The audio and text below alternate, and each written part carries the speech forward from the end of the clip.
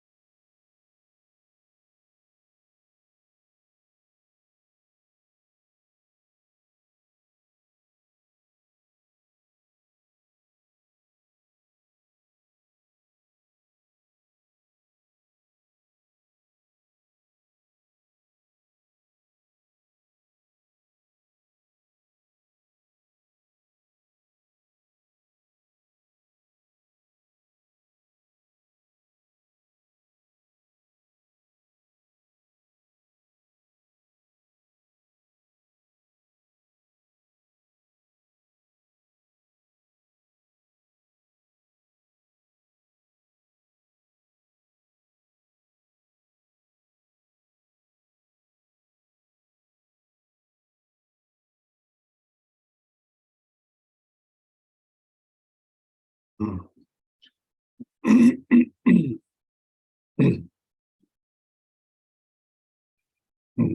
then while we're still in a meditative mode,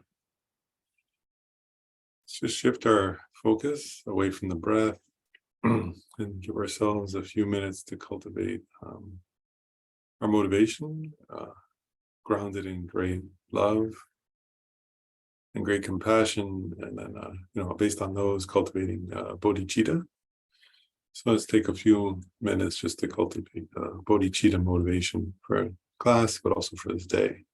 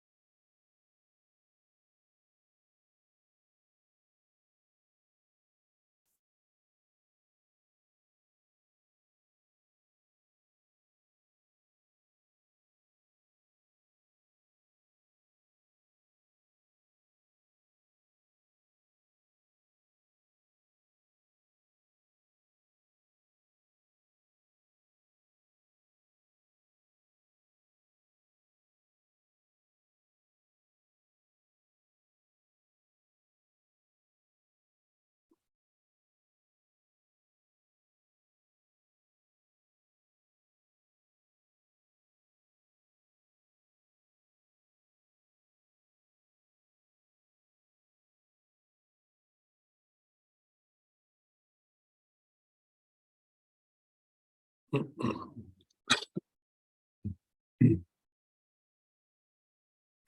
so then with that bodhicitta, in our hearts and minds, we can do the verse of refuge in bodhicitta. I go for refuge until I'm enlightened to the Buddha, the Dharma, and the Sangha, through the merits of giving and the other perfections. May I become a Buddha to benefit all sentient beings. I go for refuge until I'm enlightened to the Buddha, the Dharma, and the Sangha, through the merits of giving and the other perfections. May I become a Buddha to benefit all sentient beings. I go for refuge until I'm enlightened to the Buddha, the Dharma, and the Sangha, through the merits of giving and the other perfections. May I become a Buddha to benefit all sentient beings. Good to see everybody.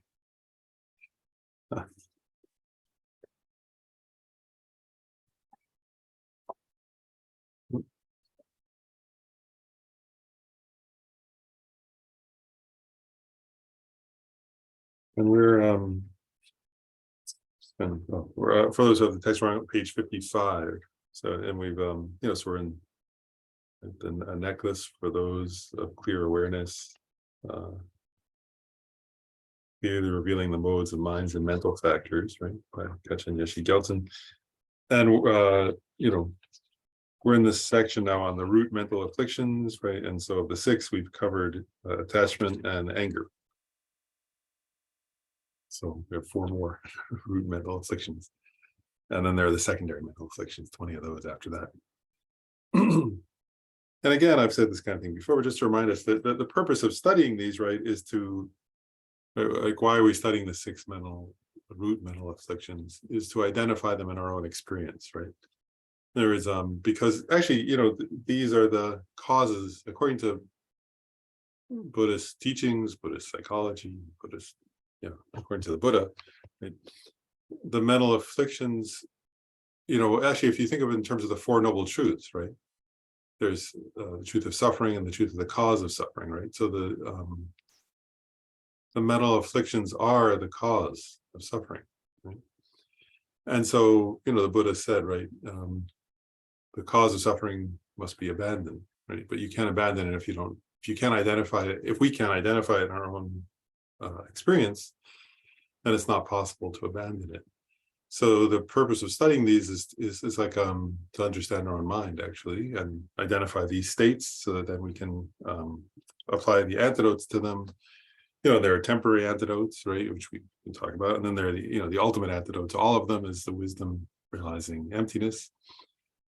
And the purpose, right, is that, so is to understand the mental afflictions in order to apply their antidotes to, in the short term, decrease them, and then eventually eliminate, cease them, cause the cessation of them, in order to become liberated from suffering. And then, of course, if we want to be a Buddha, then we also learned about them to eventually also then help others eliminate, right?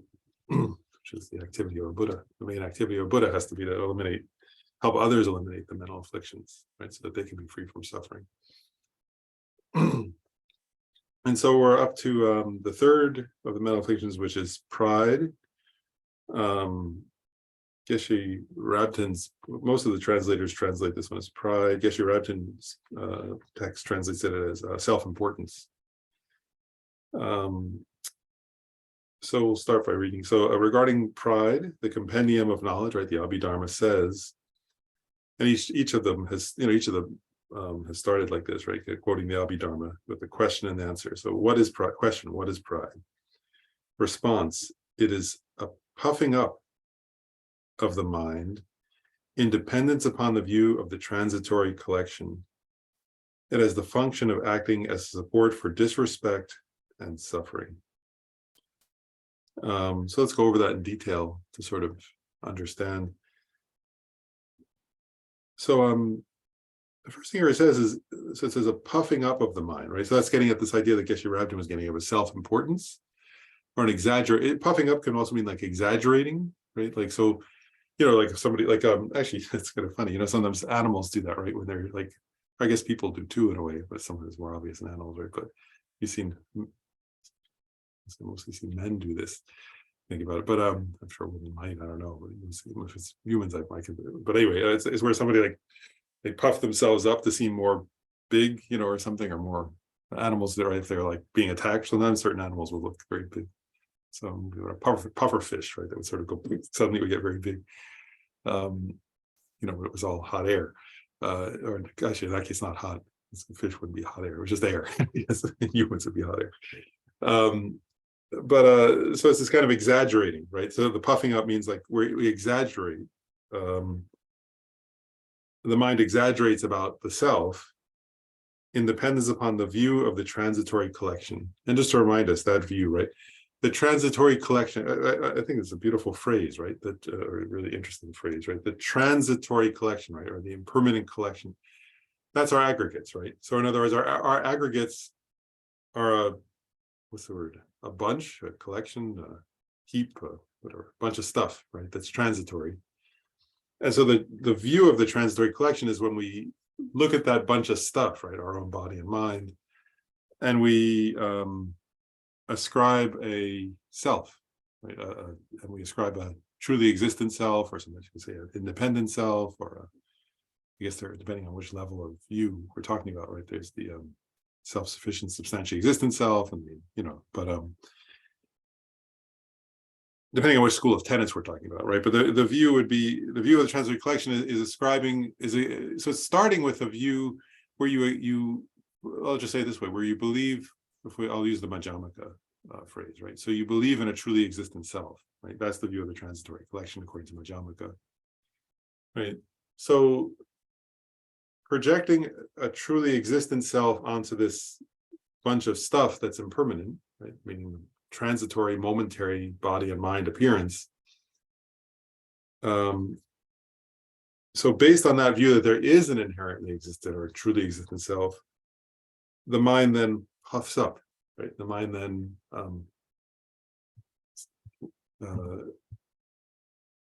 so based on that view that there's a truly existent self there on that impermanent stuff, then so far it says puffing up of the mind, right? So let's keep going. So then it says it has the function of acting as a support for disrespect and suffering. So the disrespect part, right, it's getting, I like Geshe Rabten, there's something in Geshe Rabten's word, self-importance, right? So I guess I want to point something out here, like kind of just from I'm gonna take a short aside. Part of what we're Are you pooping? Is that guy pooping? So part of what we're getting at here, right, is that it's kind of funny, isn't it? As soon as we, what's the word?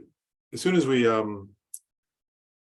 ascribe to the appearance of a truly existent self, we start comparing ourselves. We also ascribe, so we ascribe true existence to our own self and other selves. And then we very quickly go into comparing ourselves, don't we? And that's underlying this, isn't it? A puffing up implies that we're kind of, and self-importance implies that, right? That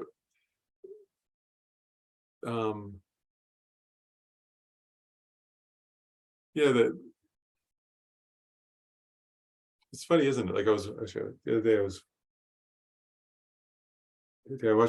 watching a TV show that had been made in Turkey. I was sort of finding that interesting, and they were talking about, anyway, the main character, they said, "Oh, are you the one?" And I was like, "Oh, they're doing the same thing they were doing in The Matrix and in every other, it's like it's this thing that everybody thinks they're the one, right?" In other words, it doesn't matter what culture you're from. I was just observing. I was going, "Oh, it doesn't matter your culture.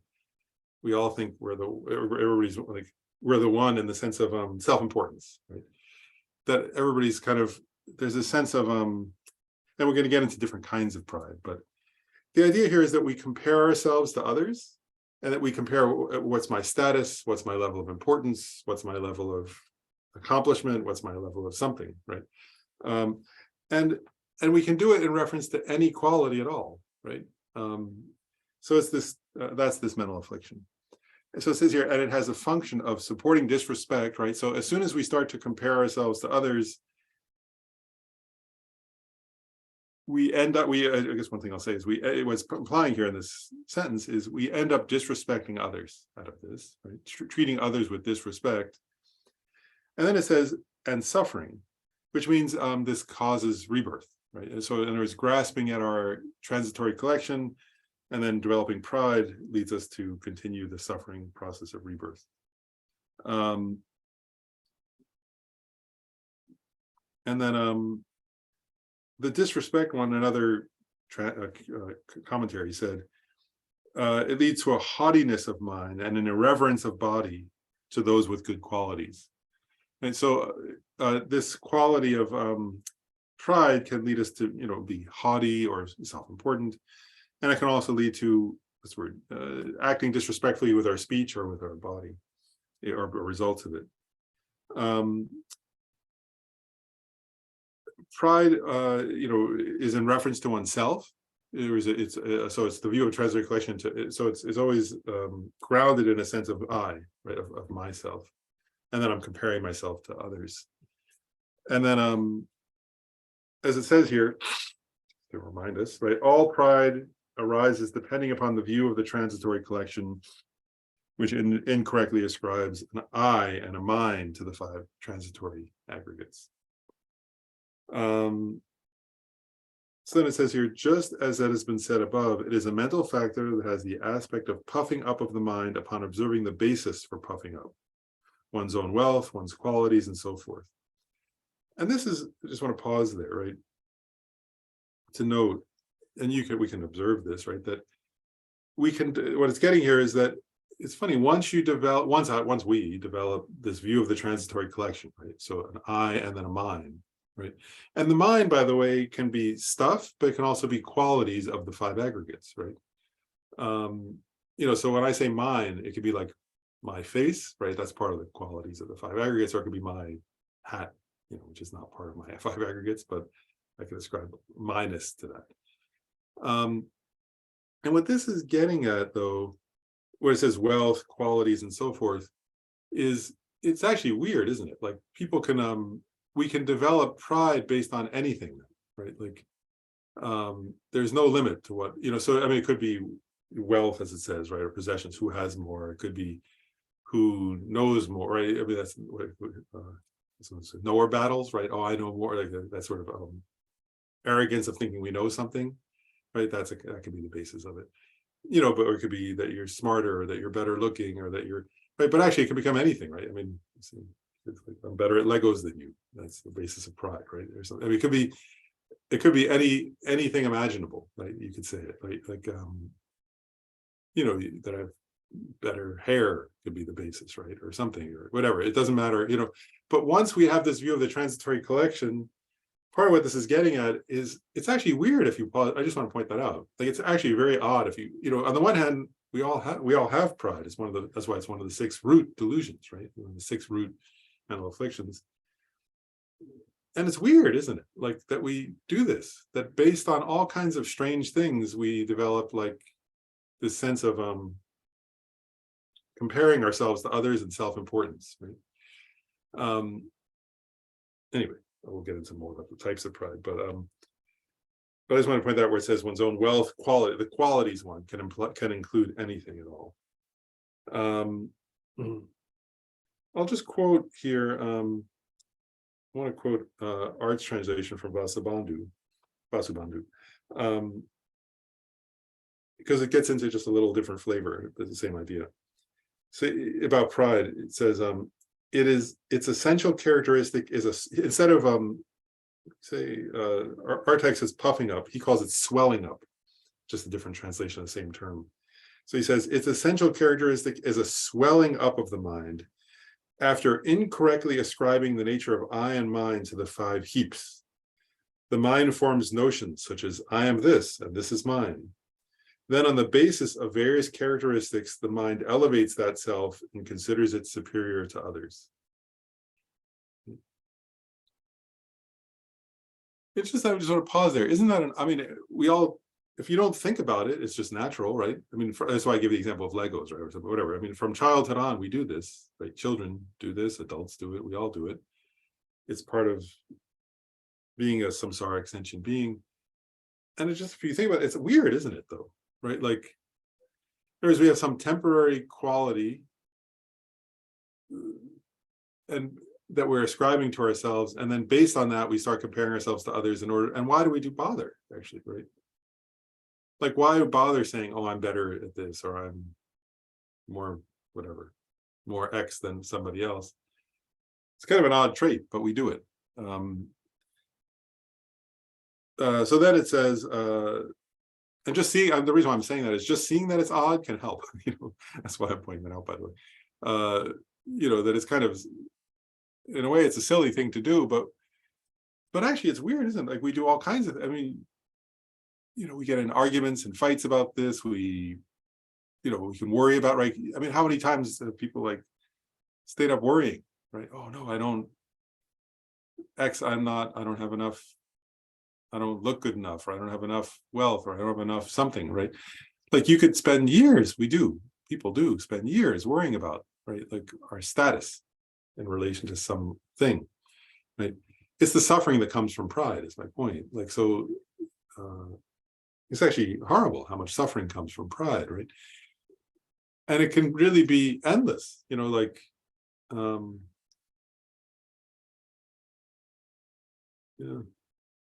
I was just pausing, thinking of high school or something, but like, that happens a lot, in adolescence, but it never really stops. That's why it's a root mental affliction. It's there in childhood, it's there in adulthood, it's there in old age.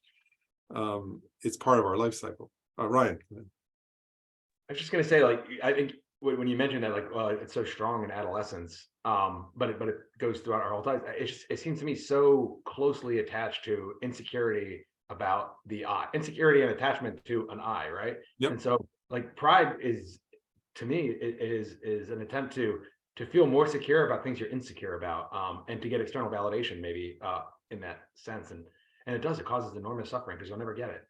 Yeah. No, that's right. And what's ironic, right, is that what Buddhism is saying is kind of funny, is that the only way to get, in that sense, yeah, the only way to get security, actually the temporary way to get security is love. And the ultimate way to get security is, or love and compassion, and the ultimate way to get security is emptiness, which is recognizing that the basis for pride, which is the view of the transitory collection, never existed in the first place, right? The only security is reality. And that's part of it. What you're getting at, Ryan, is this, there's an implication to what you just said, right? Which is which is what it's saying here, right? It's based on the view of the transitory collection, which is wrong, actually, right? The view of the transitory collection is an incorrect view, right? There is no truly existent I on the aggregates. Yeah, and so once you buy into that wrong view, you then have to defend something, and we're defending something that doesn't actually exist. Because we're not defending a mere I, we're defending a truly existent I. And so we create all these, whatever, what's the word? Ascriptions of importance and so on to it.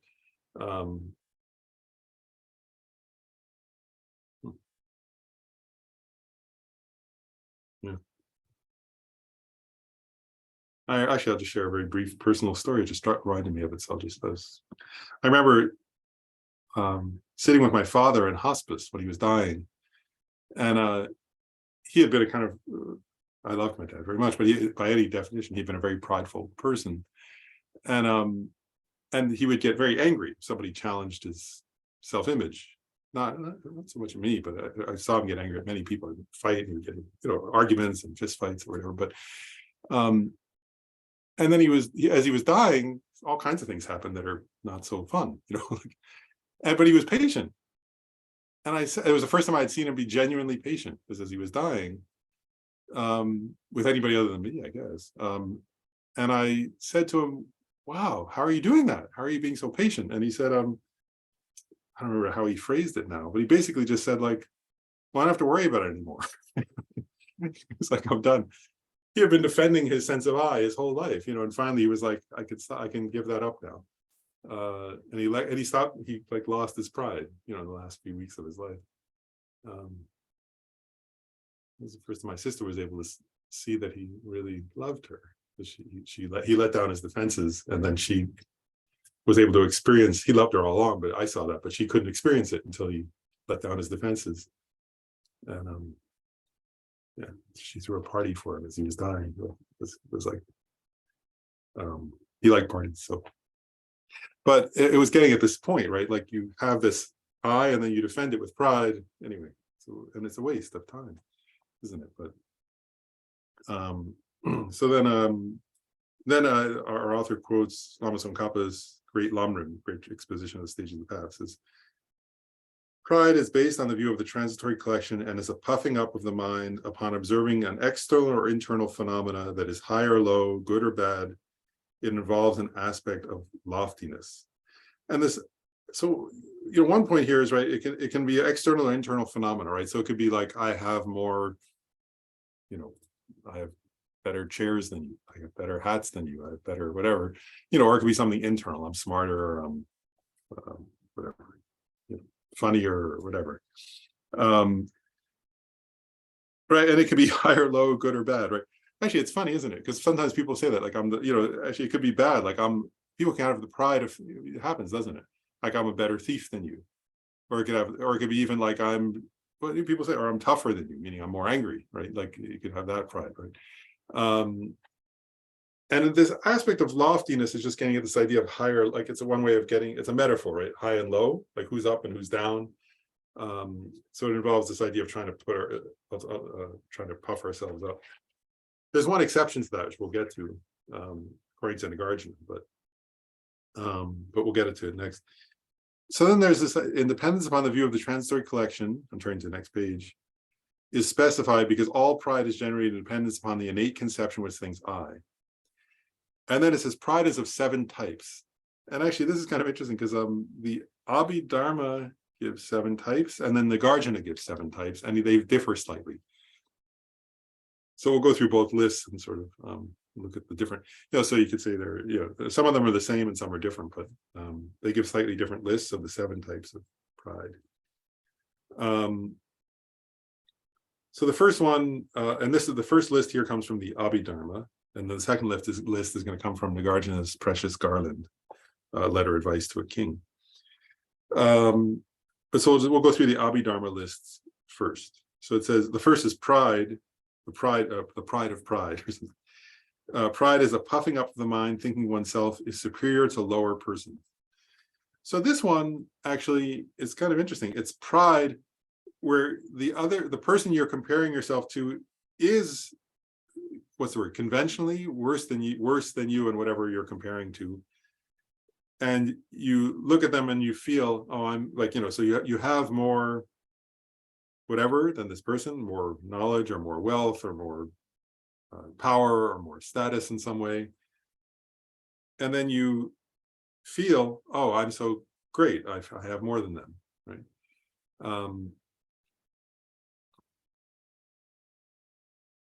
Actually, it's funny. I was actually, most of I was just, actually, I was thinking about my dad. That's funny. I was thinking of him again the other day when I was, a couple of weeks ago, I was in the hospital. And I thought of my dad when he was in the hospice that time, because I was realizing it's this idea of pride, actually. It was like, I remember when I was in the hospital, the person in the bed next to me, they kept having different people, right? But the person in the bed next to me at one point said, I'm a lawyer and I have to make a very important call. And it just struck me. I was like, oh, nobody cares. Like when you're in the hospice, for example, right? Like if you say I was a CEO, or you say, and actually then he, right before him was a guy who had just got out of prison, right? And it just struck me, I was like, oh, like the nurse couldn't, I mean, apart from, does the person who got out of prison have the resources they need when they get home? But the same problem for the lawyer, like, do you have resources when you get home so that you're not going to, so you can eat food, and get out of bed? Can somebody take you to the toilet? Like, it doesn't matter, right? Like, in other words, it was kind of, I was like, wow, this guy's, the one before said, oh, I just got out of 10 years in prison, so I haven't been to a doctor. And then the next person says, oh, I'm a lawyer and I have a very important call. And it's like, and of course, like the nurse is like, well, who's going to help you wipe your butt? Is the relevant question, like if you can't do that. And I remember that with my dad in hospice, like somebody would say, oh, I was a this and I was a that. And like, who cares? Like, in other words, it doesn't matter. And so this idea of pride, I'm just getting back. So this idea of pride is a puffing up of the mind. So the point is that, like the lawyer could think, oh, I am in a higher, I have more wealth than the person who was in prison. Well, that's true, right? And what this is getting at is pride is getting at that doesn't matter, right? But we think it matters, and that's pride, right? And then you feel, and the idea is that you feel the sense of I'm important, right? Or puffed up, like, oh, I'm more than that person, right? And it's a lack of recognition, what? That as we just said, right? One is that the view of the transfer collection is not correct to start with, and that the basis upon which you're comparing yourself to somebody to say that you're more important than them is not of importance, actually, right? Yeah, anyway, that when you're dying, it doesn't matter if you have, $5 or $5 million, not really, right? It doesn't really matter. Except maybe people will fight over it. You have more other people may fight, that matters for them, but not for you. Doesn't help you. Then exceeding pride, right? That is where exceeding pride is a puffing up of the mind, thinking one is superior to one's peers or one's equals. So, the first one, it's kind of interesting, isn't it? The first one is saying that's pride, right? Even if you have more than the other person, it's pride to puff yourself up in relation to them. This version of pride is exceeding pride, because you look at somebody who's your equal and you say, well, I think I'm better than them in this way. You're comparing yourself to them and saying you're in some way superior. So it's that puffing up. Then the next one is called, this one here, they call it pride beyond pride, or another translation called extreme pride. And that is the pride puffing up of, pride beyond pride is a puffing up of the mind, thinking one is greatly or superior even to other superior persons. So in this case, you're looking at somebody who's better than you at something, and you're thinking you're better than them, right? So this one, the second two, by the way, number 2 and 3 are actually inaccurate, right? It doesn't really, I mean, they're all pride, but it's a kind of, what's the word? Pride beyond pride. It's a kind of arrogance or extreme pride. It's like pride beyond pride. It's a kind of what's the word? It's a very extreme example, right? And again, going back to Ryan's point, right? It's, I mean, if you think about this, right? First of all, we can all do this at times, and it comes out of oftentimes out of a sense of insecurity underneath it, right? So we're feeling, you feel like you're not, you don't want to feel like nobody. So you say, I'm better than even the best or something, right?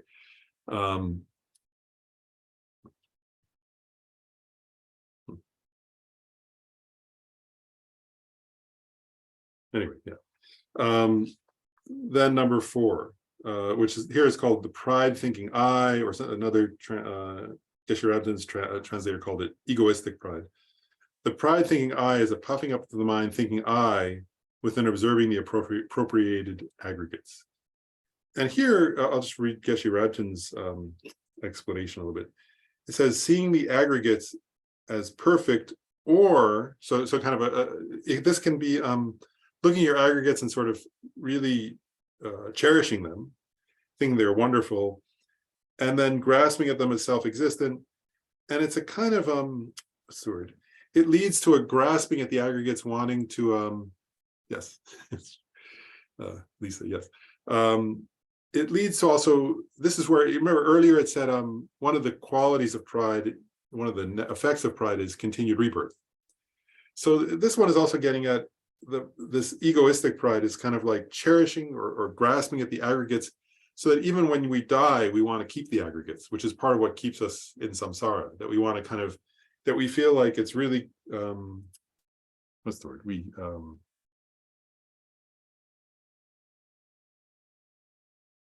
You don't want to give up your aggregates, you desire aggregates. And so you kind of, it's part of what keeps us grasping at having aggregates, which keeps us in samsara. Yeah. The next one, number 5, pride of vanity, right? Pride of vanity is a puffing up of the mind, thinking one has attained what is not attained. And actually, there are mundane examples of this, like right, where you can, where people, what's the word? Like, in order to compete with others, exaggerate what they have achieved or who they are in some way, right? and actually there's that's, I mean, even in and then also it can be spiritual, right? And that can come from, that can start with like very mundane things, like thinking we're more kind or more moral or more whatever than we are, which people do all the time, don't we? There's like what's the word, pretend, right? There's a kind of pretense here, or kind of, is that the right? Yeah, pretense, isn't it? Pretense that often it starts to ourselves. Pride, it begins with to ourselves, we do it, and then we sort of put that out there. But a kind of pretense that we're more something than we actually are, more spiritual or more moral or more decent or more good. And part of the spiritual practice is recognizing, and actually that's why we're learning this, right? Is to recognize, am I doing that? When do I convince myself that I'm when do I have, and then there are there are examples of it that they give, like, claiming one has qualities like of seeing emptiness or concentration that one doesn't have, or extreme examples. But for us, I just want to point this out. This is like, actually, Chogyam Trungpa Rinpoche wrote a wonderful book a long time ago called Cutting Through Spiritual Materialism. Right. And that's this, it really is a book about the pride of vanity, but related to spirituality. So it's where you take spirituality and you make it a basis for pride, where you convince yourself, it's self-deception, right? Where you what's the word? You relate to spirituality as a way of puffing yourself up, which is the opposite of what Dharma is for, right? The Buddhist teachings are the art to decrease pride and self-grasping. But this is getting at that. So, and there are all kinds of subtle ways we do that, right? Where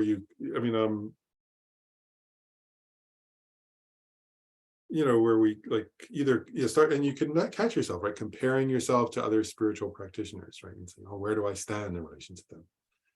But it can also be just like some subtle in the back of your mind feeling of like, that you have some spiritual qualities or something, right? And as soon as we're concerned with that, actually, as soon as we're concerned with what, with our status in relation to that, right? With our, it's this like hierarchical thing. There's a good chance that pride is starting to capture our minds. And so it's getting at, it's good to be aware of that in relation to ordinary things, but then particularly in relation to our spiritual practice, because it can undermine the effectiveness of spiritual practice, of course. Then it's just funny. It's actually, Lama Yeshe wrote a book called Being Your Own Therapist, probably will be, I think, edited or something, but called Becoming Your Own Therapist, right? And this is actually, that's what this is, by the way, right? These teachings are for like to be your own therapist, right? It's actually to look at your own mind and go, what am I doing? What am I doing today? How am I, and the pride is the example here. We had anger, we had, right? Am I going towards these mental afflictions, and how do I catch them, and how do I work through them so that I don't live my life based on them? So the next one, it's funny. The pride of slight inferiority is the puffing up of the mind, thinking one is just slightly lower than those who are actually greatly superior to yourself, right? And I guess I'm laughing because there are moments I can think back to moments where I caught myself doing that, like that, is actually somebody else is much, much better at something, right? And you kind of saying, I've caught myself doing it, going, oh yeah, I'm not as good as them, quite, not quite as, and then you stop me and go, what? I'm not even like, it's like ridiculous, I'm not even close to how good they are. But it's like some sense of trying to feel important, actually, right? Trying to feel relevant, trying to feel to yourself, actually, right? And you can see how it's like it really is reinforcing the view of the transitory collection and sort of elaborating on it, yeah, so you get the idea. This one, some others are much better, or somebody else, or some other person or people are much better than oneself. One thinks, oh, I'm only a little. There's a kind of in psychology, there's a term closet narcissism that gets at this, where sometimes people do that, where they what's the word? It's different than regular narcissism, where you kind of say I'm the greatest or something, I'm the most important. Where you say, where people like identify with other people who are very important and sort of want to be somehow in relation to them and feel I'm like them or I'm part of their group. And it's a kind of, what's the word? It's a kind of narcissism, actually. I think this is similar to that. And then the seventh in this list is wrongful pride, and I'll just read it. Wrongful pride is a puffing up of the mind, thinking one has attained excellent qualities when one has actually gone astray. An example would be the conceit of having attained excellent qualities when one has actually been possessed by a spirit. And actually here a spirit could be literally spirit possession, or it could just be, I think, in Tibetan Buddhism, there are different meanings to that. One could be literally, they talk about people who are possessed by spirits, but it could also be possessed by the spirit of pride, right? Where, you convince yourself that you have all, that you've attained things you haven't attained. It says, and then it quotes the Vinaya scripture on discipline, to be made conceited by what is actually a branch of shame. Just as has been said, this pride is, for example, when an ordained person having neglected the stipulated boundaries of the Vinaya code, as if he is a layperson, conceitedly thinking he is benefiting others out of his attachment to gain and honor. So here it's a pride, it's actually funny, right? It's that you puff yourself up in relation to qualities that you have the opposite of, right? Which is kind of funny. But actually, like, I mean, here it's because he's a monk, he gave the example, I think, of the Vinaya. But I was going to say, actually, like Vajrayana practitioners can do this sometimes, right? Where there is like, also like some set, because, Vajrayana talks about things like transforming the mental afflictions into the path or something. And sometimes people do this, like this aversion. I mean, this can happen in ordinary life, but it can also happen in there where, like, like somebody thinks, oh, well, some of the deities have a wrathful countenance. So then they think when they're angry that they're somehow like a deity or something, but anger is a mental affliction. It's not like a deity, so that's that would be an example of wrongful pride, right? Or,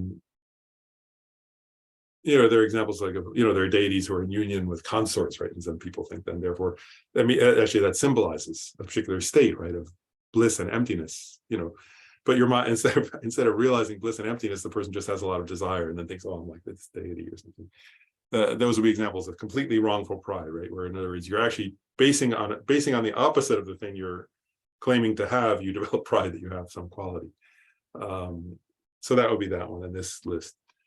So that's the Vinaya's list of 7 types of pride. And then I'll just briefly go over Nagarjuna gives, it says here, the definitions are arranged according to what is taught in the Treasure of Knowledge. That was the Abhidharma.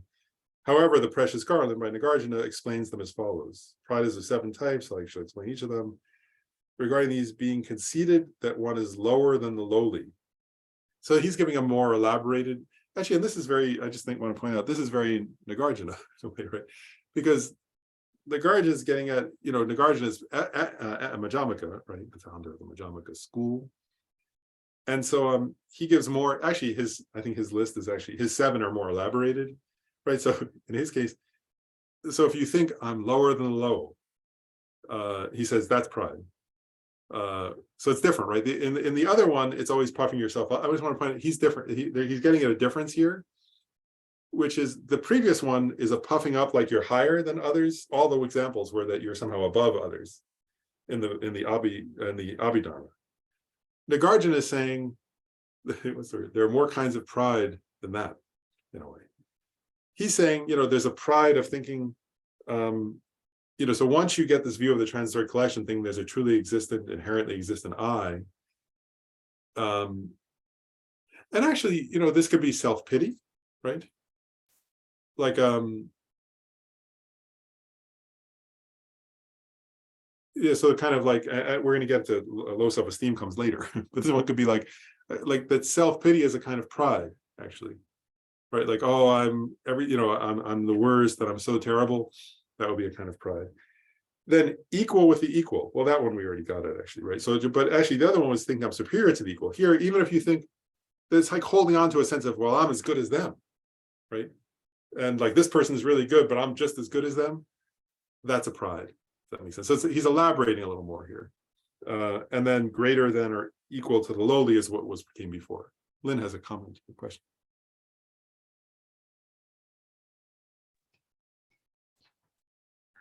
I find this really confusing because it assumes there's a hierarchy of people that are good, people that are not so good, or equal in some sense to some standard.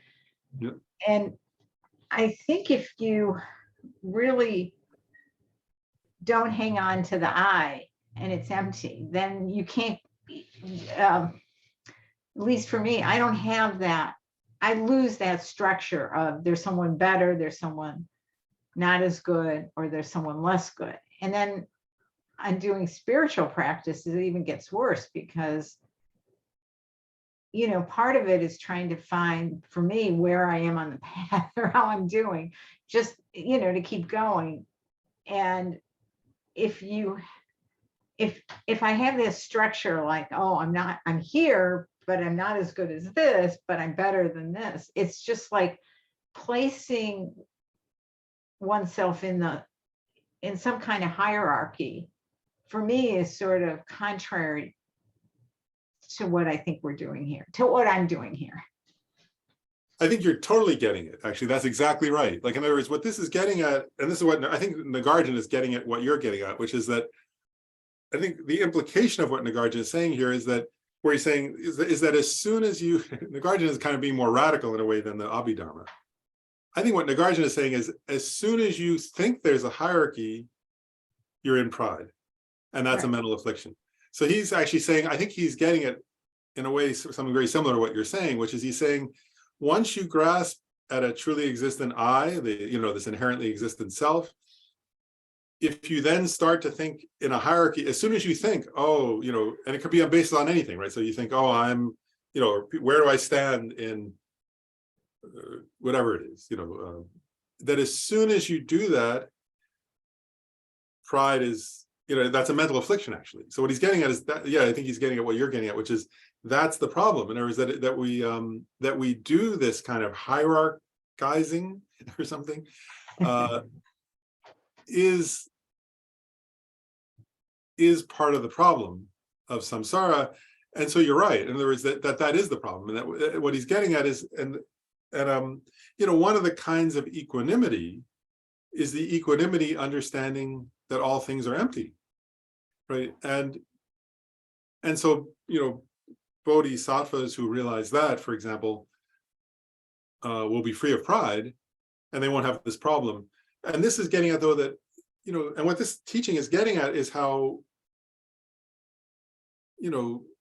we samsaric beings so often do, it's not really a word, but hierarchize, I'm going to say, we create these false, and we can, that's why I give the example, a silly example, right? Like, who's better at Legos or something. Like, my point being, just, we can do it with anything. Like, we're insane in that sense, that we can sort of create these ideas of hierarchy, but we do it, and so you're right. In other words, so in other words, when he's saying, oh, am I lower than the lower, am I higher? What he's getting at is that those are all these kind of conceptual elaborations, right? Based on things that are not worth hierarchy, that are not actually of any significance. And that, and then it's kind of funny because the only things that are of significance, from Nagarjuna's perspective would be, for example, you say, well, of course it's important to create good karma, right? And to practice love. But those you would never, if you're actually doing that, you can't be hierarchized. You can't be doing this, that you're just, because as soon as you're doing this, you're not creating any good karma anyway, and you're not being loving. You're being, as soon as you think I'm more loving than so-and-so, you're not actually loving, right? Like, as you implied. So I think what you're getting at is what Nagarjuna is getting at, but am I missing it, or does that make sense? No, exactly. And it's sort of like, I get stuck because the culture is so reinforcing of a hierarchy. I mean, like, personally, I like to write some stuff about things I've done. And people say, oh, that's great for your legacy. You've done a lot of really important things. I don't want to write it for that reason. I want to write it because in terms of the work I do and the people I work with, I think it might be valuable. But I don't want to think, oh, people will remember me after I'm dead, right? So I'm blocked because it's like, I don't want to do it for the wrong reason. So I'm just like, blocked. Yeah, and it's hard, right? Like, yeah. I think it's hard in a culture where, I mean, if you live in a culture where those kind of hierarchies are encouraged, then it's Right. it's hard not to get caught up in it in our own mind, and it's it's our mind that does the pride, but but yeah, if we're acculturated, I mean, all cultures have some of this, obviously, is because it's a root mental affliction. I mean, animals can do it too and all that, but if you live in a culture of narcissism, it's harder to work against. It takes more effort to work against. And I think it becomes harder not to get caught in some way, especially if people are encouraging you to get caught. Is what you just said, yeah. Yeah. And it's clear, and I don't know if I should be happy, but when I'm not thinking like that, I'm much happier. I'm just doing what I don't know, should be doing. Just doing the work. I'm much happier than thinking about what is it going to look like? How am I going to fit into this hierarchy? Yeah. Yeah, I agree. I mean, I find I find the same thing that it's hard in a culture, if we're, that if you where actually people encourage that, then it's harder to not get caught.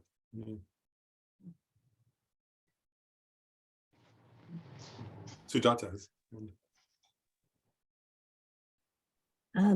Thanks, Lauren. This has been really illuminating. And I'm thinking about, it seems that the antidotes, right? One is meditating on emptiness, which is like the antidote to all of the things. And I was thinking also another thing that, like with some of the other afflictions, there can be another antidote that is not just emptiness, like for patience with regard to anger, or looking at the ugliness of the aggregates with regard to lust. I'm curious if there's another one with regard to this. It feels like, it feels like this is so much based on the I, that emptiness is, like the one. I was thinking maybe equalizing and exchanging self with others anytime, and particularly when I have the good fortune of spending time with folks who really are like unwell, lost, in a lot of pain around bad decisions that they've made. And something that helps me in that moment to never feel superior is to like just look at causes and conditions. Like if I had that person's life, I would have made those same decisions, right? Like that stuff, which can even be true of like people who are born into amazing amounts of privilege and wealth, right? And are behaving with like making really bad decisions that impact others based on their having been taught from birth that they are allowed to do that, right? Like I can develop some sort of, and that can kind of reduce any feeling of like, I'm better than that person. I make better moral choices than that person, whatever. Because I don't know what I would have been like if I'd have been born. But that feels like a little bit like emptiness too, right? It's just like causes and conditions. And I'm wondering if there's any other stuff you can think of on the spot that can help me fight this one sort of in real time. Emptiness is always hard for me to call on the spot, like when I'm sitting in a meeting and somebody is saying and doing something that just feels so toxic and wrong. And I'm trying to, counter that with something, that people literally say like, oh, you have the more enlightened view, and people lift me up as a leader. And then it's just like the grounds for puffing are huge. Yeah. So that's sort of my first question is there another, is there another antidote, like an on the spot antidote other than sort of emptiness or causes and conditions? There's a way in which even when I'm doing that sometimes, like though, if I had your life, I'd probably do the stuff you do. It's a real source of like, I have to be honest and say, even when I'm doing that, sometimes I feel a feeling of superiority. Like it's like instead of compassion, it's a little bit of pity or something is sneaking its way in there. So yeah, other things might be helpful if you can think of them. I'll give a few examples that come from the teachings, actually. One is in some teachings, they say, they give one, I mean, these are like, so the ultimate, as you said, the ultimate antidote would be emptiness, of course, as it's true with all mental afflictions. But one temporary antidote, which is similar to like in a way, like with, with like when you have desire for something external, then you see its faults. So one antidote to kind of pride in this sense is focusing on one's own faults. This one. So they sometimes will say like, so if you were prideful of about how much you know, then you think about what you don't know. If you're prideful of your ethics, then you think of ethical mistakes you've made. If you think of, so it'd be a kind of a more, not to develop hopelessness or something like that, but as a kind of as a temporary counter to an exaggeration is one. Another, though, that in the Lojong teachings, that personally, the one that I found most helpful for myself actually is in the Lojong teachings, where they talk about suffering, actually focusing on your own suffering. Like, so there's that when you focus on, when you actually get in, I guess for me, it's when I get in touch, when it says this in the teachings actually, but when you really focus on your own suffering, with a sense of empathy or self-compassion, they don't use that term, but essentially it would be like, and I think it's getting at, what Ryan was getting at, because to some extent pride is a defense, and when you focus on your own suffering with empathy and compassion, wishing yourself to be free from suffering, it's harder to have pride. So it actually, yeah, so it's funny in a way, because personally, I find that one the most useful. So it'd be like to actually turn towards, how am I suffering? And how am I suffering now? How might I suffer in the future? How have I suffered in the past? And to kind of contemplate those in a genuine, empathic, accurate way. I think for me, one is it can decrease pride in the sense of, well, it's not, it's hard to feel prideful when you're actually focused on that. But I think for me, it also cuts through that that quality of defensiveness or something. And allows one then to feel, what's the word? Our common humanity is actually, I guess, or something. That's really helpful, because that seeing my own faults thing, I definitely have the lower than the lowly problem arises for me, and that I can win. I'm winning at being the worst, like I really like that. The worst is actually winning something too, right? So I think that that's not useful. I have tried that for me personally, when I try to think about how I, seeing my own faults, I think can cause me to get distracted from the situation and then just go into a shame spiral. So that's not useful. But thinking of my own suffering with compassion in relationship, even to that moment, like at this moment, I'm suffering a feeling of hierarchy, and that's like distancing myself from that is a cause of suffering in real time and in the long run. That I'm going to give that a try. Thank you so much. It's really helpful. Yeah, that's the one that helps me the most, is focusing on my own suffering. If I'm to get caught up in it, when it helps, if I can do it. And then Wilhelmina, do you still have something? You had your hand up before. I thought I don't need it, but I just want to say that I write things down sometimes, because so many things are happening. Just to think through my own thoughts. And then when I look back at it later, it's sort of, okay, I don't have to keep these notes anymore, because, it's all whatever it is. And then there's sometimes a movie or a series that was Juvenile Justice or something.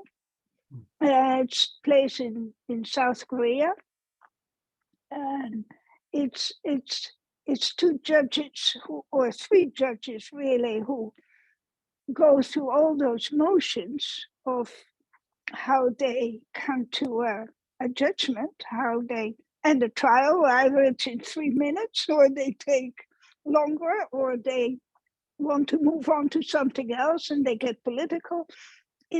It was for me, I just finished it, a very, because they all exposed themselves, they all cleaned themselves of all these, and it was just beautiful and very intense, because it's young people and who do horrific things, but how one of them, and they all have their own past, their own karma tied into this. So it was for me, it's not a long, it's just one episode of 19 or something.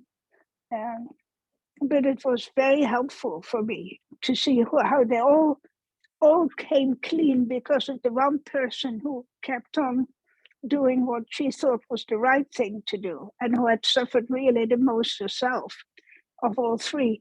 So, yeah, that's why I like to watch these kind of movies, because I want to see what people who come in difficult positions and make decisions, how they get through that. It's being processed for you. And that is something that I get feel very satisfied about. And it's still not my own way of thinking in the end, but it's their own thinking. So I can really appreciate that. I have a sister who is also on the path, and she does things different than I do.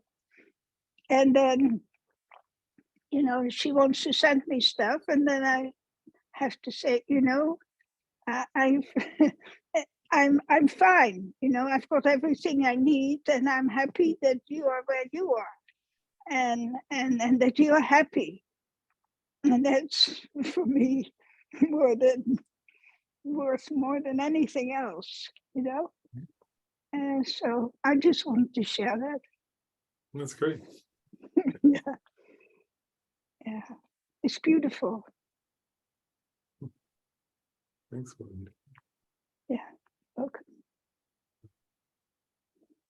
Oh, and then Ryan has his hand up. Just two quick things, because Sujatha and Lynn got me thinking. You know, what Sujatha said and then what you responded, it made me think about how when you're, you know, really, really sick or really hurt, and you basically, there's no room for pride. You're just throwing yourself on the mercy and compassion of whoever's helping you. Because, I mean, that's all you can do. I mean, you could be, you know, torn up or naked or not control yourself, and just have to throw yourself on the mercy of strangers. There's no pride there. And so, like, when you said, like, focus on your own suffering, like, I can see how, like, at, like, you know, it's natural, it's a natural response at periods of, like, utmost suffering, but, like, that doesn't mean it has to be only when you're, like, totally suffering. And so, like, your response to, like, really resonated with me.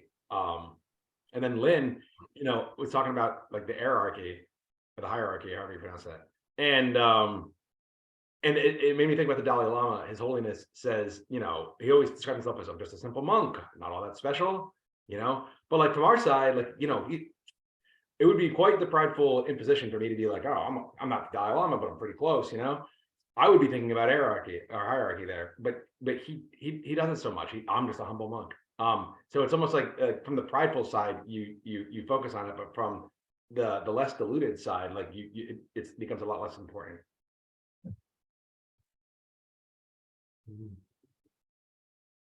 I agree. Lynn, that's it.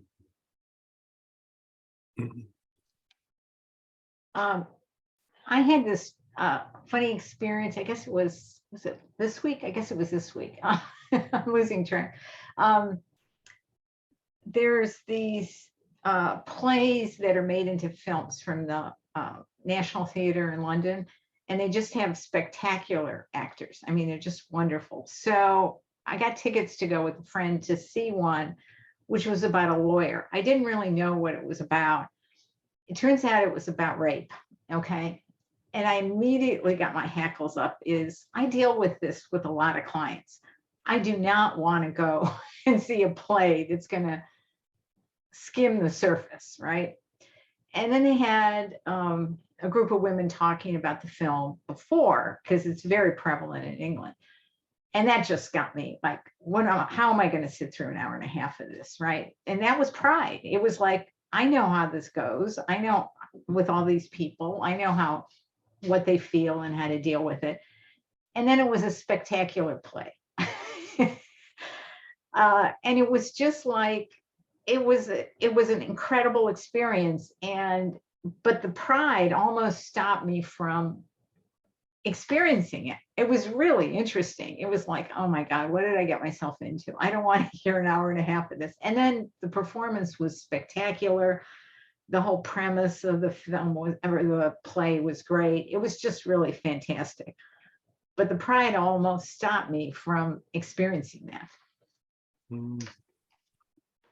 Well, it's interesting. They say actually in the book, I mean, in the scriptures of Buddhism, that one of the functions of pride is that it stops one from learning. And that's kind of what you were getting at. That's in general. I mean, Buddhism says that one of the functions of pride serves is to block a person from learning something new. And that's kind of what you were describing there, which I mean is very common, different versions of that, but it does that in general. And then Frank has his hand up too. Yeah, hi.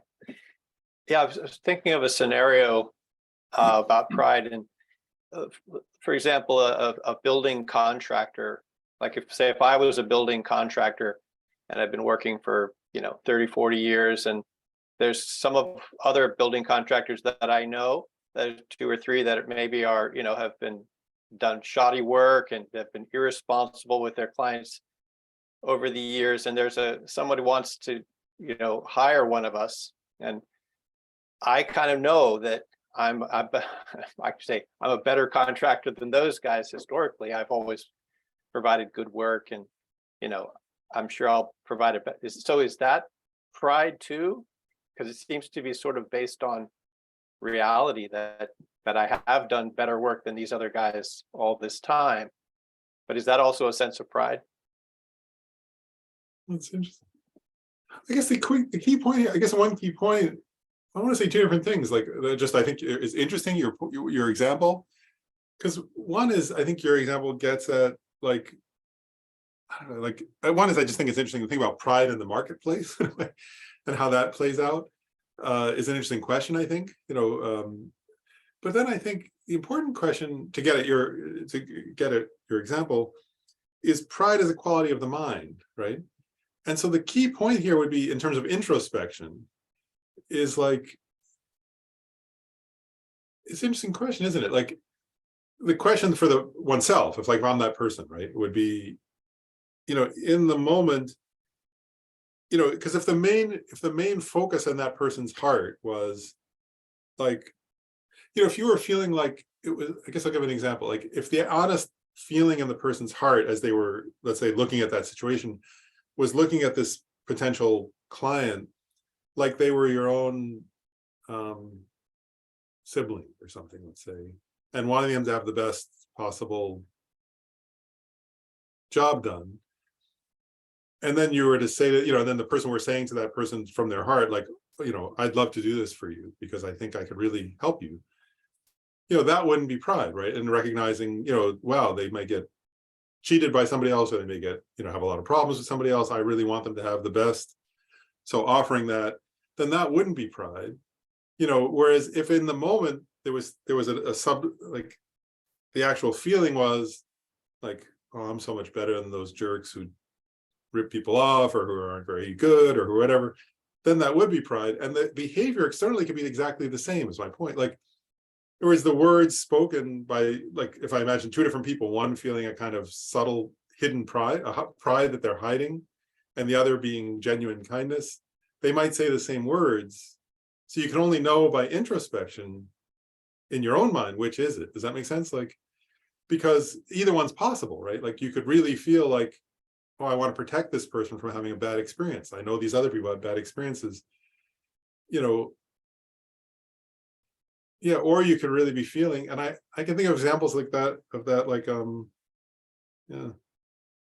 yeah, and I think I'm just thinking in my role as a psychologist, I think I've done both. I'm just thinking of it's not the same thing as you're exactly, I'm not a contractor, but I can think of moments where I was really somebody was looking for help, and I was wow, I think I could really help this person, and genuinely wanting to help.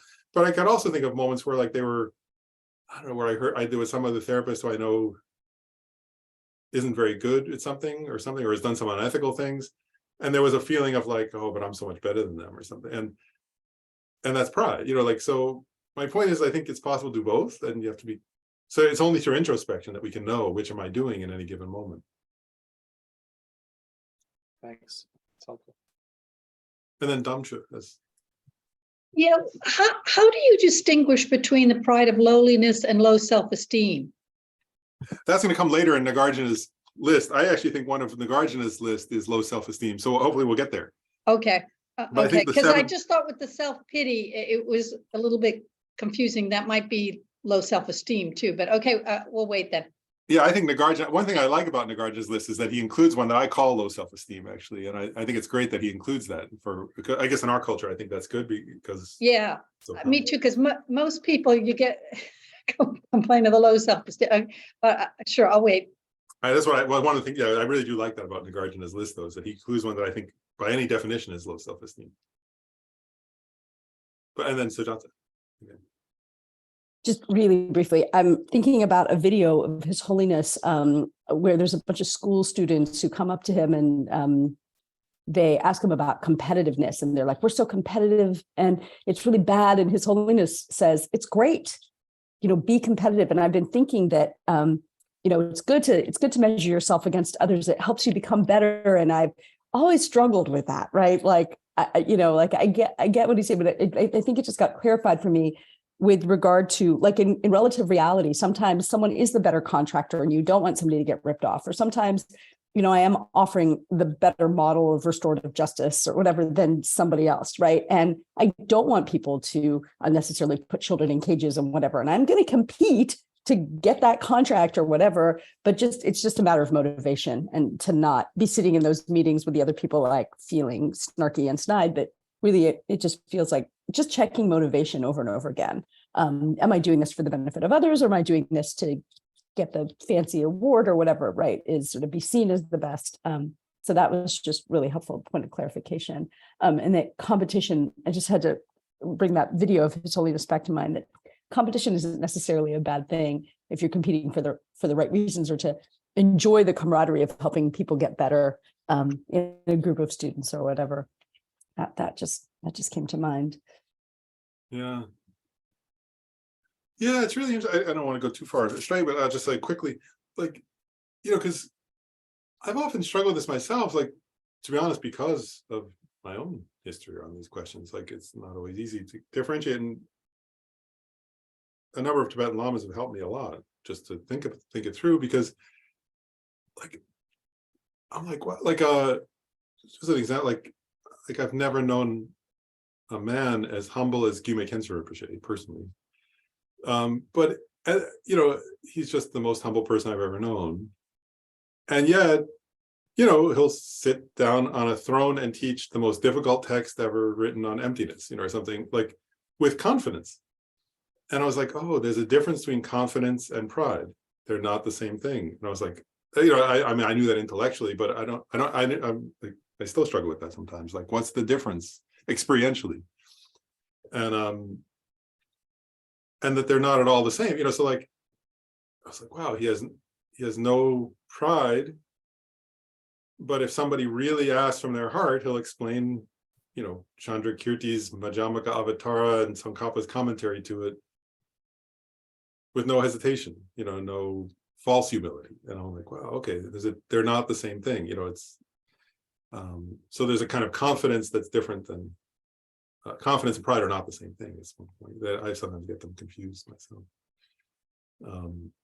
but they're different mental states completely. Yeah.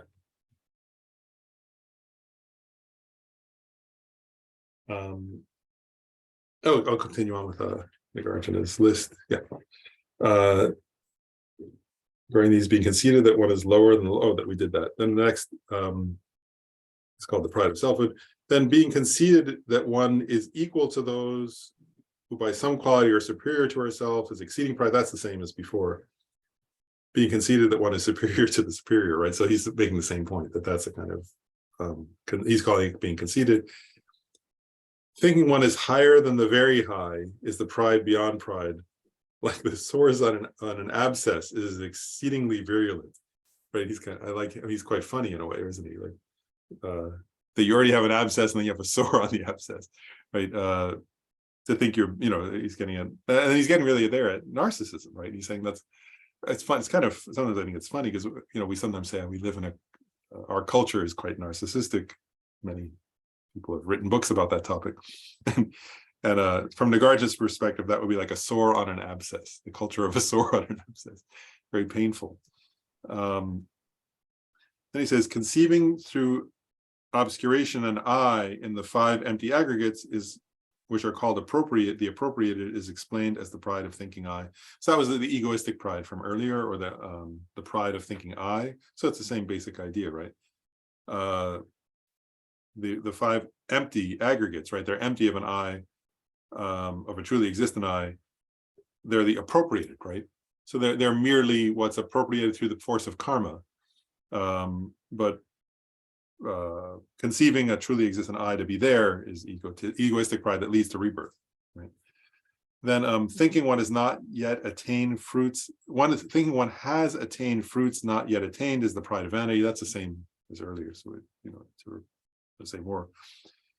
Then praising oneself for committing negative actions is known by the wise as wrongful pride. And there, I guess one doesn't know they're wrong, does one? So, and there's plenty of pride like that. And then the last one, I think, is going back to Damcha's point. Then we get to the seventh, which is he calling the pride of lowliness. And that is deriding oneself. He says here, I'll read him, deriding oneself, saying I am useless, is called the pride of lowliness. So that one, I think, gets at the low self-esteem, where it's deride. So it's like, and he makes two different points here. One is deriding oneself, which would actually be negative self-talk. Really, that's what that is, right? So like that would be any example where you think, oh, I'm so bad, I'm this, I'm that, right? Ruminating on, so deriding oneself would be like ruminating on negative judgments towards oneself. And then feeling, saying I am useless. So that's like a feeling, right? I would get it. That's like this feeling of like feeling bad about oneself, right? Feeling that one doesn't have certain. And again, I just want to point out from Nagarjuna's perspective, first of all, that's a kind of pride, right? It's the pride of lowliness. I would call it the pride of low self-esteem. And one point that Nagarjuna is implicit in Nagarjuna's point here is that it's unrealistic, right? In other words, it's not true, right? In other words, so to repeatedly deride oneself and over focus on the negative is an exaggeration. And also to say I'm useless, like Nagarjuna wrote Praise of Dharmadhatu text, which says everyone has Buddha nature, right?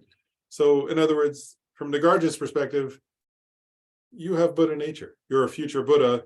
If you feel I'm useless and you feel bad about yourself and you feel you can't do anything and there's all hopeless and feel overly discouraged or something, that's a kind of pride of lowliness.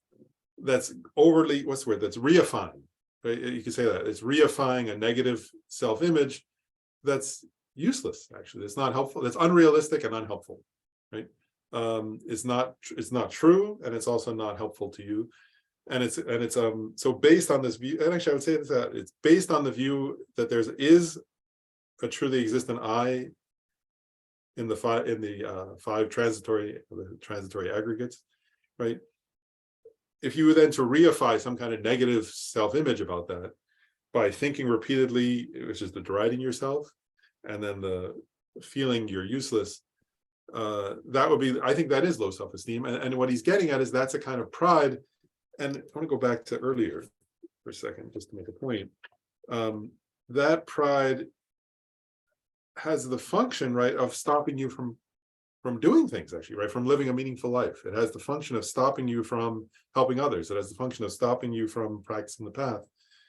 And it has the function of continuing rebirth, actually, right? There is that it's grasping at a kind of solid self-image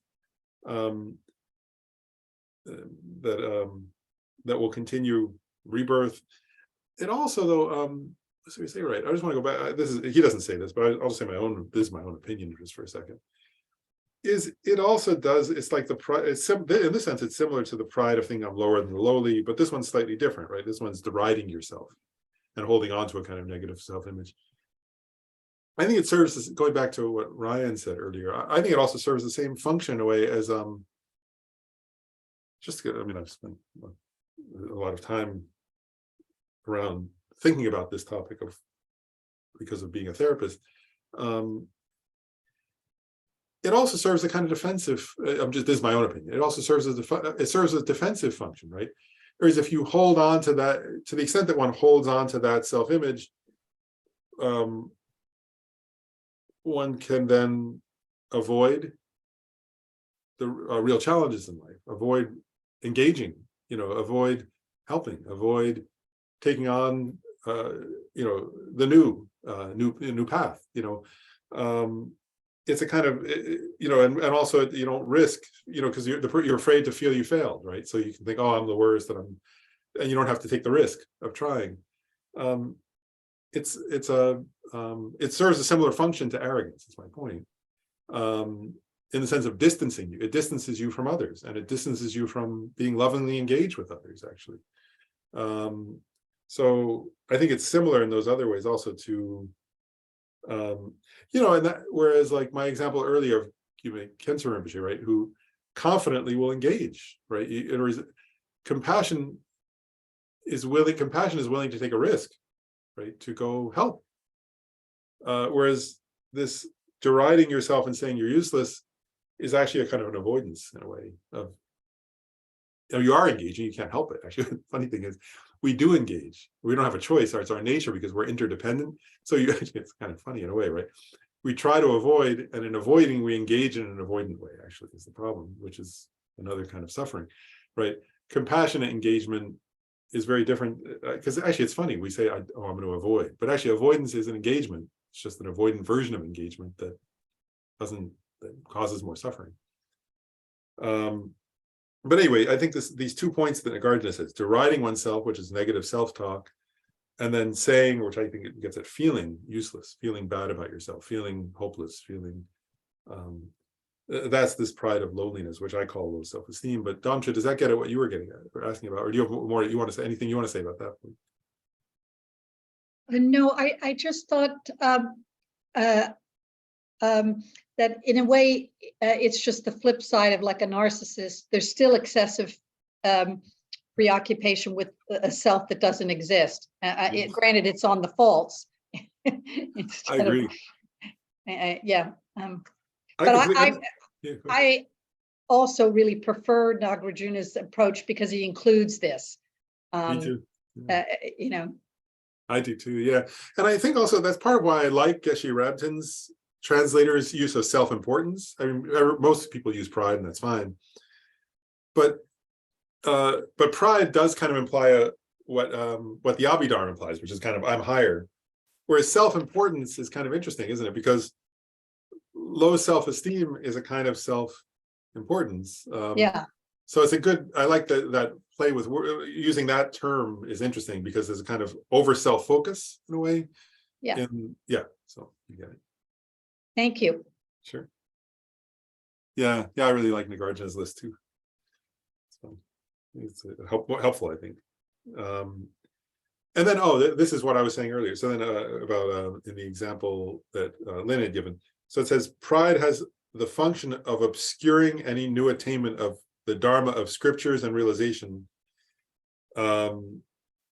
And so it says here, due to disrespect for those who possess excess in qualities, it causes rebirth and bad migrations to future lives. And even when born human, acts as a cause for rebirth in a low caste, as a servant and the like. Let's go through each of those. So one point is pride it gets in the way of, this is obvious in a way, isn't it? But Tibetans use this metaphor, actually, where they say pride is like, you can't accumulate, what's the word? You can't, water won't collect on a rocky crag or something, on a mountaintop. It collects in a place that's low, and which Tibet, of course, has lots of mountains and lots of valleys.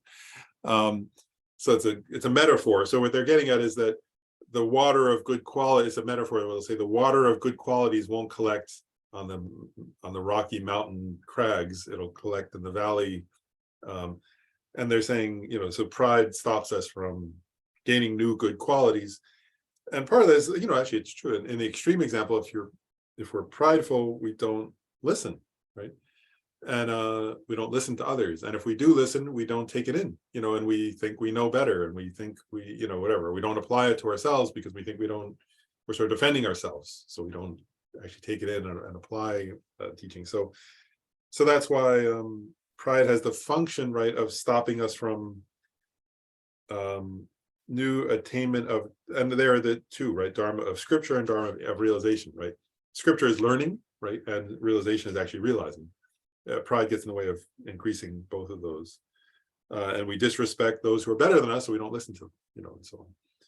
Then it causes rebirth and bad migrations in future lives, right? So that one is just worth thinking about. In each moment that we're feeling prideful and then interacting with others based on that, it's a root mental affliction. So we're creating the cause for lower rebirth, is what it's saying. Karma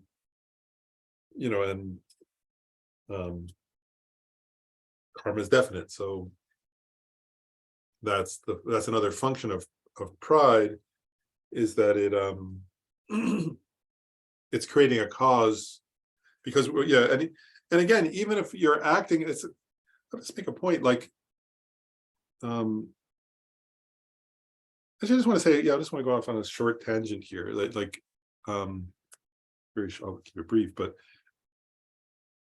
there are various stories like this, but I remember one that just popped in my head. Was the story it's like Lama Zopa Rinpoche with Venerable Roger was on an airplane, and there was a guy sitting near them who was like an extremely successful, I think, business person, like CEO or CFO or somebody or other, who like was very well dressed and was very, looked very successful. And I guess the story was that, like, Lama Zopa Rinpoche looked at the person and then was looking very sad. And I think Roger said, why are you so sad?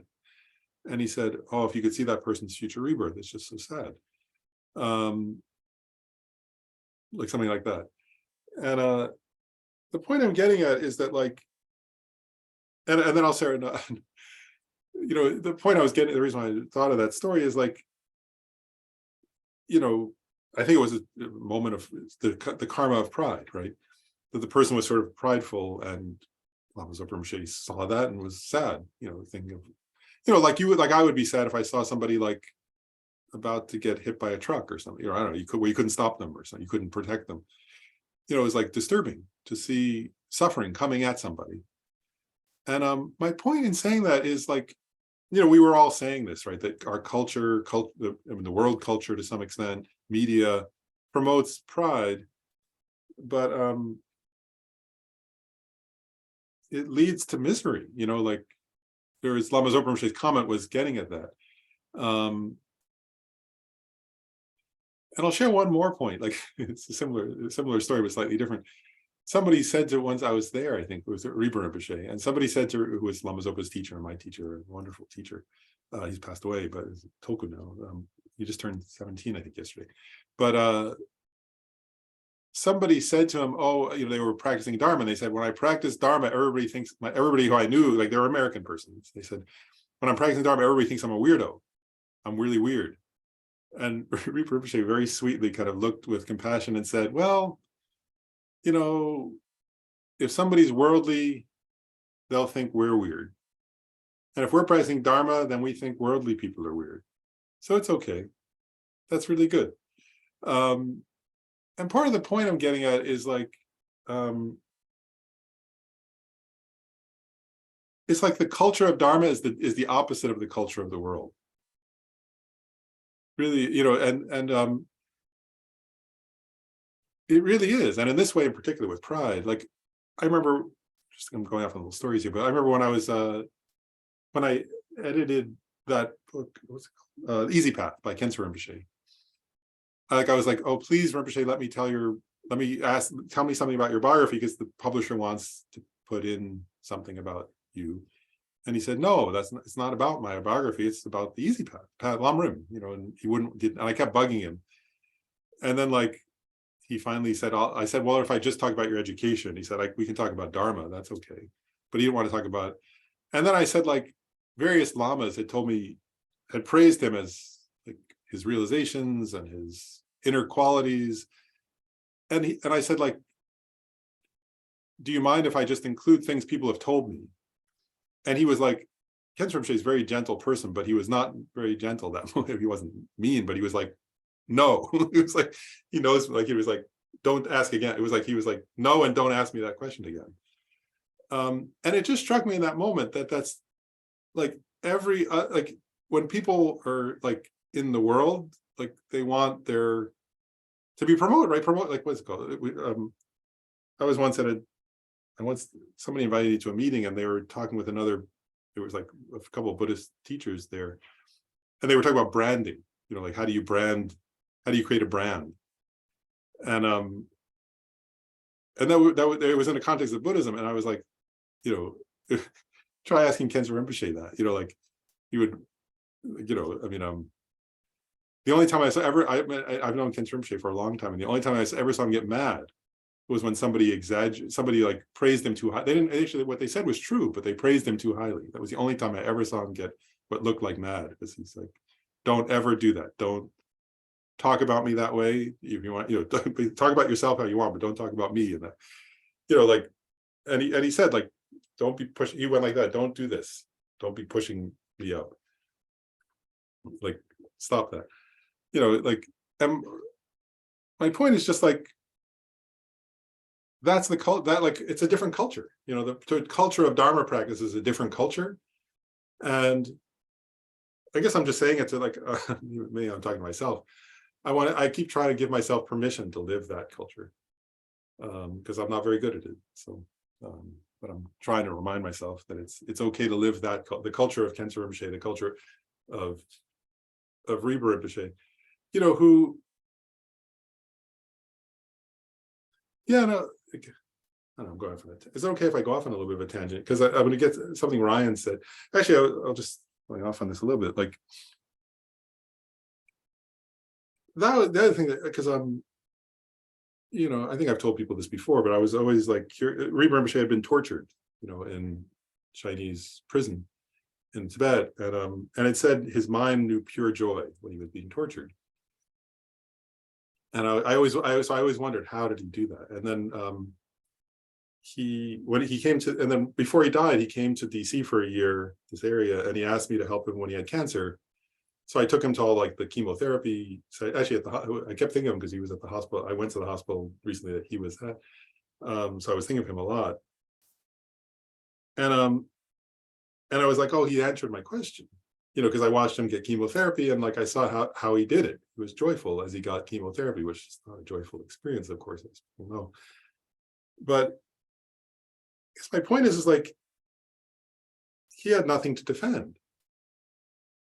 You know, so there was no need for pride. Like I remember once, I was when I was leaving the hospital, I went down to this area, and I was like, oh, Rinpa Rinpoche, I pulled up the car, and somebody was holding the wheelchair, and he got up and he fell because he was like so weak, you know, that he fell and he rolled on the dirt. And as he was, and I kind of ran around, and as he was rolling, he's like in his 80s, rolling in the dirt after getting chemotherapy. And I looked, and he was smiling broadly. And he said something in Tibetan, and I said, what did he just say? And what he said was, he said, when you have a body and aggregates, these kinds of things happen. He was like, and he was sort of chuckling as he's rolling in the dirt, saying, when you have a body and aggregates, this is what happens. It's a natural process, you know, nothing to defend, right? So no need for pride, you know, no need for comparing, right? Like, and I was like, oh, that's how you can be tortured and not think you're better than the torturer, right? Like,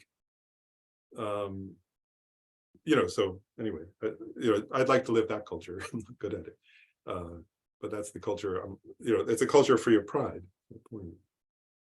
And then it says, so, and then even the other function of pride is, even if you're eventually born human again, if you've cultivated pride, it acts as a cause for rebirth. It says in a low caste as a servant and the like. But so basically in a life, you know, if you're always putting yourself, I guess the point is actually what Khenzo Rinpoche said. When I said that, when somebody praised Khenzo, or actually when I asked Khenzo Rinpoche if I could mention, there were true good qualities of him that other lamas had said, like including Rinpoche actually. And he said, you know, well, he was giving me a teaching actually. He said, you push up and then you go down. And he said, I don't have any interest in that. That's not my culture. Basically, he didn't say this, but he was saying that's not my deal. That's not my culture, right? And what this is saying is if you push yourself up karmically, the karmic result is you'll get pushed down, right? You know, if you push yourself as more important, then you'll feel marginalized. You'll eventually, your karmic result of that will be feeling down or not free or marginalized, or that's saying that's the karmic. So another lama said, the karmic result of pride is to feel put down or disrespected by others in the future. And it's the result of our own karma, is what this is saying. Is that the result will be those kinds of feelings.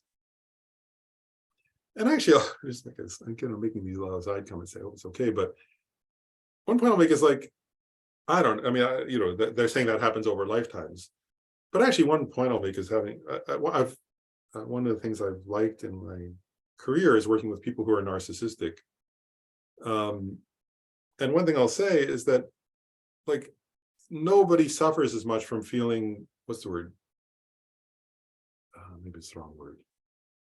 Nobody's more sensitized. Maybe that's the right way to say it. Nobody's more sensitized to feeling put down and disrespected than a narcissist. There are other people who may feel worse, but there's nobody who's more sensitized to that than a narcissist. So anyway, my point is just that maybe the karma starts in this life, where it's, that's part of the psychological mechanism. It's probably a better way to put it. Then it says, therefore pride, it produces the undesirable both in this life and in future lives. So it's that. And then he goes back to Nagarjuna, Precious Garland. Through being inflated, which means through pride, comes a bad lineage. So you'll have a bad lineage in the future, is saying. And then he goes on for karmic results. Through jealousy, little magnificence. Through anger comes a ugly face, is really correct. Through not questioning the wise, stupidity. These are the results for humans. But prior to all of them is bad migration. So what he's getting at is really, the point here is this, is that all the mental afflictions, including pride, the main result is bad future rebirths. The temporary result is also suffering in this life. And then he ends with Lamrim, the stages of the path to enlightenment, since pride is the greatest hindrance in developing the path in this life, and is the cause of becoming a servant in life and future lives, abandon it. So yeah, so that's the treatment of pride in this text. So any other comments or questions about pride? It's an interesting topic to think about, isn't it? I just want to go back and just say, so you get the point. I mean, we've emphasized this throughout, but the key point here, right, is that we have to keep catching our own mind and recognizing actually that when we're in it, as many of you have observed, I'm just repeating it, that when we're in a state of pride, many of you said this in different ways, that it causes yourself suffering in the moment, right? In other words, that we ourselves are even, and it's weird, like there's a certain version of pride where you can feel kind of like with desire in a way, where you can feel some sense of excitement or something. But that kind of, and what they're getting at is mostly pride is straightforward suffering. And then even that excitement is a kind of suffering if you actually check, right? There's that like if you're really caught up in desire, you can feel excited, and if you're really caught up in pride, you kind of feel excited by that. But it's actually a kind of suffering even in the moment, is what they're getting at. So that's that. Yeah. So anyway, it's and again, it blocks us from developing. A key point here is, right, it not only creates bad future lives, but in the moment also it stops us from developing. That as long as we're caught up in pride, we actually don't learn and grow much at all. Actually, really at all. So let's just have a few minutes. I'm trying to decide whether we should stop there or start on. Maybe I'll just say I'll just it's just an introduction. I'll just touch on the ignorance next one, and then we'll stop. We won't cover all of it. I'll just touch on it just for something to think about, and then we'll stop. So the next one is ignorance, right? And it says regarding ignorance, what is ignorance? Right? A compendium of knowledge to the Abhidharma. What is ignorance? It is unknowing of the three realms. It has the function of acting as a support for wrong, or the arising of wrong ascertainment, doubt, and afflictions with regards to phenomena. And I don't want to go too far with ignorance, but maybe I'll just say something introductory and then we'll stop. I just want to point out, right? says here, I'll just start with that first sentence. Ignorance is the unknowing of the three realms, right? What are the three realms, right? That means that refers to sometimes we say six realms, right? But the three realms are the desire realm, the form realm, and the formless realm. What that means is all of existence, right? Wherever there's a sentient being is included in those three realms.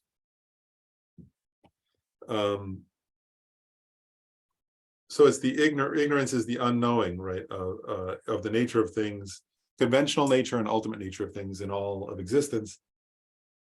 And so, as you all know, this is not new to people who've studied Buddhism as much as you all have, but just to emphasize it, right? Ignorance is the root of all the mental afflictions, right? And is the root of all suffering. We'll get a different next time. We'll get into like the different views of what this root mental affliction of ignorance is, because there are different positions on that from different lamas. But in general, right, ignorance that either doesn't know or knows wrongly is the root mental affliction, right? Is the root cause of suffering. So you could say all six of these root mental afflictions are the cause of samsara, or you could just say ignorance is. But ignorance leads to the others, right? So that's why it says it leads to doubt and afflictions with, so it says here, it has the function of acting as support for the arising of wrong ascertainment, doubt, and the afflictions with respect to phenomena. So from ignorance come all the other mental afflictions, right? And we know that, don't we? So it's pointing that out here. And so we already kind of covered that, didn't we? To some extent, the pride comes from ignorance, because we just said, right? Pride always comes from an ignorance grasping at a truly existent self. But okay, stop there. But so anyway, I hope that I hope that contemplating on pride proves helpful to everybody. And the classes for, I guess we have a few more classes already scheduled, so I think we're good with that. I guess we have one next week. Yeah, we do. So we have class next week. Okay, so we'll cover next week. We'll probably cover ignorance and doubt, and maybe start on afflicting views. But so we should do the dedication. So supreme jewel bodhicitta, where it has not arisen, may it arise and grow. It has arisen, may it not decrease, but increase more and more. In the snowy mountain paradise, you the source of good and happiness, all powerful Chenrezig Tenzin Gyatso, please remain until samsara ends. I dedicate all these merits, which are merely labeled, totally empty from the other side. So the I, who is merely labeled, totally empty from its own side, may achieve Buddha's enlightenment, which is merely labeled, totally empty from its own side, in order to lead all sentient beings who are merely labeled, totally empty from their own side, to the state of enlightenment as quickly as possible. Well, thanks, everybody. Thanks, Lauren. Thanks, Lauren. Thanks. See you next Thank you week. so much, Thank Lauren. you. You will. Thank Glad you, you're feeling better. Lauren. Be well. Oh, thanks. Thank you. Stay well. Oh, thanks.